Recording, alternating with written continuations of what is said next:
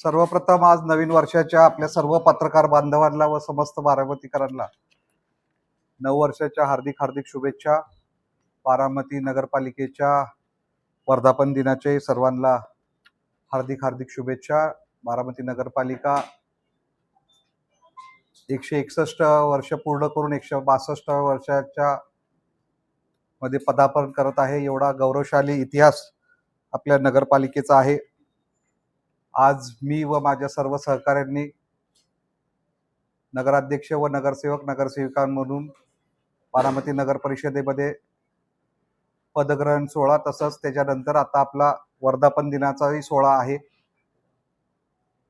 या निमित्ताने मी तुमच्या माध्यमातून बारामतीच्या समस्त जनतेला आव्हान करू इच्छितो की इथून पुढचे 5 वर्ष आम्ही बारामतीच्या सर्व नागरिकांना सर्वोच्च प्राधान्य देणं हा आमचा अग्रक्रम असेल।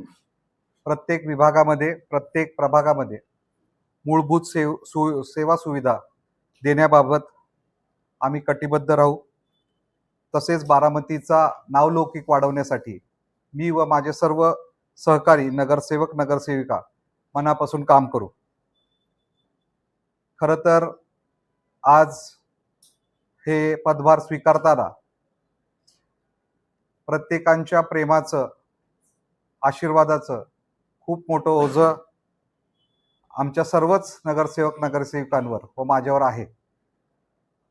आज मी सातव कुटुंबातील नगराध्यक्ष म्हणून 3ऱ्या पिढीतून आणि बारामतीचा सुपुत्र म्हणून तुमचा सर्वांचा थोरला भाऊ धाकटा भाऊ म्हणून सगळ्या बहिणींचा भाऊ म्हणून आणि भाचा म्हणून सगळ्या नात्याने सर्व जाती धर्मांचं प्रतिनिधित्व करत असताना नगराध्यक्ष पदाचा पदभार स्वीकारत आहे। सर्व महामानवांनी जो आपल्याला मानवतेचा संदेश दिला, छत्रपती शिवाजी महाराज, डॉक्टर बाबासाहेब आंबेडकर या सर्वच महामानवांना सावित्री ज्योतिबा फुले, महात्मा फुले सर्वच महामानव सर्वांना विनम्र अभिवादन करून आज आम्ही या ठिकाणी पदभार घेत आहे। निश्चित आम्ही आपल्या सर्वच कामामध्ये काही पंचसूत्री अवलंबलेली आहे। त्यामध्ये सर्वात महत्त्वाचं म्हणजे मूलभूत प्रश्नांना प्राधान्य देणं। त्यामध्ये जे नागरिकांचे मूलभूत प्रश्न आहेत, जे नागरिकांना जो विकास अभिप्रेत आहे, सर्वसामान्य नागरिकांना जे मूलभूत गरजा आहेत, त्याच्यामध्ये कुठं पाण्याचं कनेक्शन असेल, कुठं त्यांच्या गटाराचं काही प्रॉब्लेम असेल, कुठं रस्ता दिवाबत्तीचे प्रश्न असतील, असे मूलभूत प्रश्नांसाठी आमचं सर्वोच्च प्राधान्य असणार आहे। तसेच आपल्या नागरिकांना जे सेवा मिळतात वेगवेगळ्या ठिकाणून, जिथं जिथं नगरपालिकेची उद्योग भवनं आहेत, जिथं जिथं नगरपालिकेची सेवा केंद्र आहेत, तिथं सुद्धा नागरिकांना चांगली सेवा मिळणं यासाठी आमचा प्राधान्य असेल। एक दीर्घकाल विजन घेऊन आम्ही पुढं काम करणार आहोत। बारामतीचा नावलौकिक जो पवार साहेबांनी 1967 सालापासून पाया रचला, त्याला अत्यंत गतिमान पद्धतीने पुढे नेण्याचं काम राज्याचे उपमुख्यमंत्री माननीय अजितदादा पवार व खासदार सौ सुनेत्राबाईंनी पवार यांनी मागच्या 40 वर्षापासून केलेलं आहे। सर्वच पवार कुटुंबाची त्याला साथ लाभलेली आहे। म्हणून एक दीर्घकाळ विजन म्हणजे आपल्याला वेगळ्या पद्धतीने काही गोष्टी करता कशा येतील आणि अजितदादांच्या स्वप्नातील बारामती करण्यासाठी, जी लोकांना अभिप्रेत असलेली बारामती करण्यासाठी आम्ही कटिबद्ध आहोत। सर्वात महत्त्वाचा माझा जो मानस असेल आणि जो माझा टॉप 5 अजेंडापैकी एक अजेंडा असेल, या दीर्घकालीन विजनमध्येच त्याचा समाविष्ट आहे। म्हणजे मला निश्चित मी पुढच्या 5 वर्ष झोपडपट्टीमुक्त बारामती करण्यासाठी सर्वोच्च प्राधान्य देणार आहे। सर्व नागरिकांनी सुद्धा आम्हाला त्यामध्ये सहकार्य करावं, जेणेकरून आपल्याला झोपडपट्टीमुक्त बारामती करण्याचं बऱ्याच वर्षापासून प्रलंबित जो प्रश्न आहे ते सोडवण्यासाठी तुमची साथ, तुमच्या पत्रकारांची तिथं आम्हाला साथ लाभेल अशी मी अपेक्षा करतो। सगळ्यात मोठं स्वामी विवेकानंदांनी सांगितलेलं आहे की एक सशक्त देश कधी होऊ शकतो ज्यावेळेस त्याचा युवक हा केंद्रबिंदू असतो। बारामतीमध्ये जर काय तुम्ही बघितलं तर युवकांची संख्या प्रचंड आहे. आपली मतदार संख्या 1,00,000हून जास्त आहे, पण शाळेमध्ये शिकणारे, महाविद्यालयांमध्ये शिकणारे युवक युवती तसेच विद्यार्थी दशकामध्ये शाळेत शिकणारे विद्यार्थी यांची संख्या मी काल आढावा घेत होतो सगळ्या शाळेंचा, तर जवळपास 1,00,000हून जास्त आहे. म्हणजे जेवढे मतदार आहेत तेवढेच आपले हे युवक किंवा उद्याचे मतदार आहेत, जे बारामती घडवणार आहेत, जे आपला पुणे जिल्हा घडवणार आहेत, जे महाराष्ट्र घडवणार आहेत, जे देश घडवणार आहेत.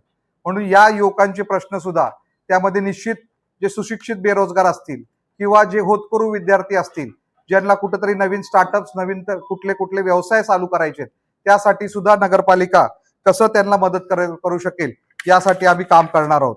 सर्वात महत्वाचा म्हणजे आमच्या लाडक्या बहिणींचे प्रश्न सोडवण्यासाठी आता ज्यावेळेस आपल्याला महिला आरक्षणाचा जो आपल्याला सर्व स्थानिक स्वराज्य संस्थांमध्ये 50% पेक्षा जास्त आपल्या सदस्य ह्या महिला आहेत, त्यामुळे त्यांना विश्वासात घेऊन, त्यांना प्रशिक्षित करून, त्यांना त्यांच्याच भगिनींशी हितगुज करून त्यांचे प्रश्न सोडवण्यासाठी त्या कशा चांगल्या पद्धतीने आपले सर्व नगरसेविका, सगळ्या जाती धर्मातील नगरसेविका कशा तयार होतील आणि ते प्रत्येक घराघरीमध्ये जाईल आणि आमच्या बहिणींचे प्रश्न समजून घेतील आणि ते सोडवण्यासाठी आमचा अग्रक्रम असेल. महिलांसाठी स्वयंरोजगार उपलब्ध करण्यासाठी सुद्धा सौ सुनेत्रा वहिनी पवार यांच्या टेक्सटाईल पार्कच्या संकल्पनेतून व इतर लघु उद्योगांच्या संकल्पनेतून आम्हाला महिलांना रोजगार कसा घर बसल्या पुरवता येईल यासाठी सुद्धा आम्ही पुढच्या 5 वर्ष एकदम कालबाह्य आणि आमचा एकदम सिस्टमॅटिक प्रोग्राम आखायचा आमचा मानस आहे.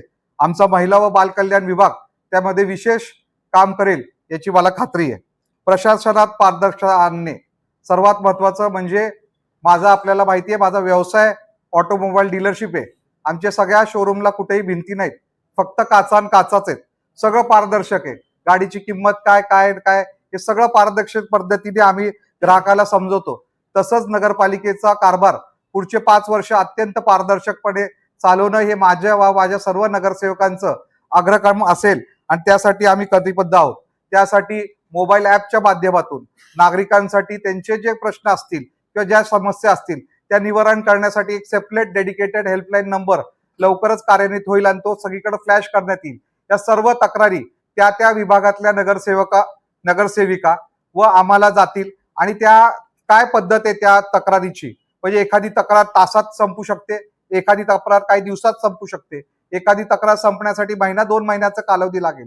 यासाठी आम्ही एक पूर्णपणे या सगळ्या तक्रारदारांकडे समक्ष भेटून, मला ज्या 2-4 तक्रारी कालच्या 2-3 दिवसातून आल्या, मी समक्ष त्या ठिकाणी बसायला आणि बोलायला लावलं. खाली सुद्धा एक आंदोलन चालू आहे, पण मी त्यांना सांगितलं की तुम्ही जावा, तिथं रस्ते काय ते बघा, त्याचं टेंडर एस्टिमेट झालंय का नाही ते बघू आणि त्या पद्धतीने आपण पुढे जाऊ. पण ते काय ऐकाय तयार नाही, ते म्हणतात लगेच काम चालू करा. असं कुठलाही प्रश्न सुटत नाही. मी झाल्यानंतरही या कार्यक्रम झाल्यानंतरही त्यांना भेटणार आहे आणि त्यांना हात जोडून विनंती करणार आहे की निश्चित आम्हाला थोडा वेळ द्या. आज मी चार्ज घेतलाय, थोड्या दिवसात आपण त्याचं टेंडर जरी नसेल निघालं तरी आम्ही तुम्हाला खात्री देतो की टेंडर काढून आम्ही पुढं सगळ्या विकासाची कामं करू. सर्वात महत्वाचा घटक म्हणजे एक टीम स्पिरिट म्हणून, एक टीम वर्क म्हणून आपल्याला काम करायचंय. त्यामध्ये सर्वांचा त्याच्यामध्ये सहभाग महत्वाचा आहे. सर्वात महत्वाचा सहभाग जे मी अजून नगरसेवकांशी सुद्धा बोललो नाही तर तुमच्याशी बोलतोय.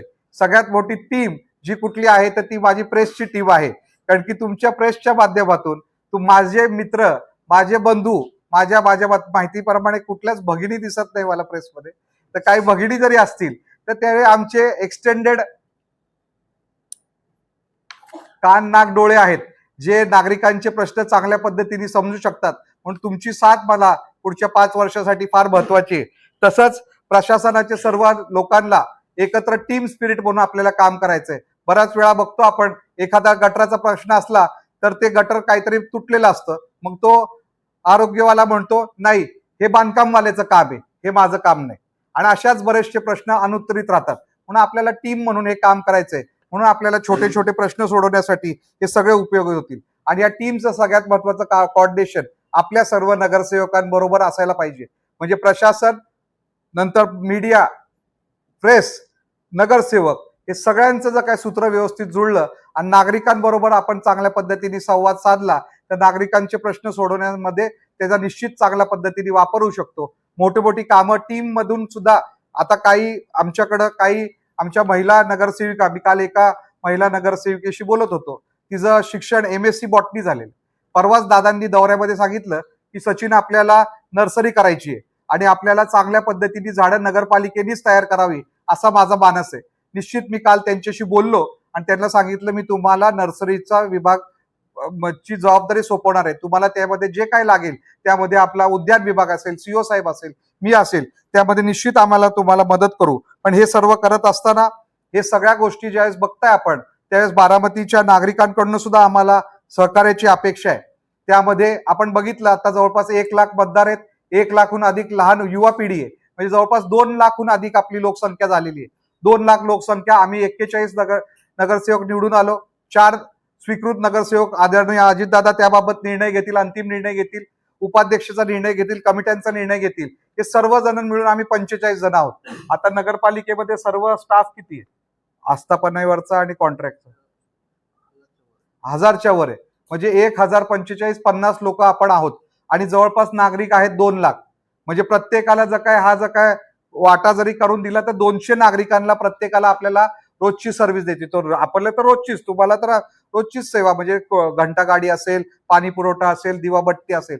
म्हणून नागरिकांनी सुद्धा आम्हाला सहकार्य करावं. त्यांनी सुद्धा ज्या ज्या ठिकाणी आम्हाला एक सिटीजन फोरम स्थापन करणं, आज मी सुद्धा अभिमानाने सांगतो की आदरणीय सुनेत्रा वहिनींच्या मार्गदर्शनाखाली गेले 15 वर्ष मी एन्व्हायरमेंटल फोरम ऑफ इंडियाचा संस्थापक सदस्य म्हणून काम करतोय.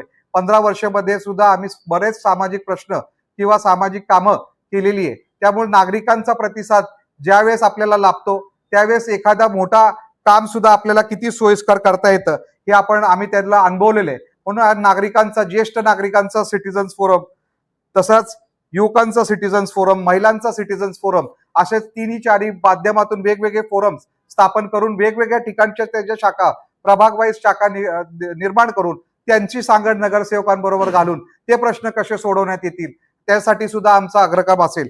हे सर्व करत असताना तुमची सगळ्यांची साथ, आशीर्वाद हे आम्हाला कायम लाभलेले आहेत. या पुढच्या 5 वर्षाच्या काळात सुद्धा लाभतील अशी मी अपेक्षा व्यक्त करतो आणि थांबतो. जय हिंद, जय महाराष्ट्र, जय राष्ट्रवादी.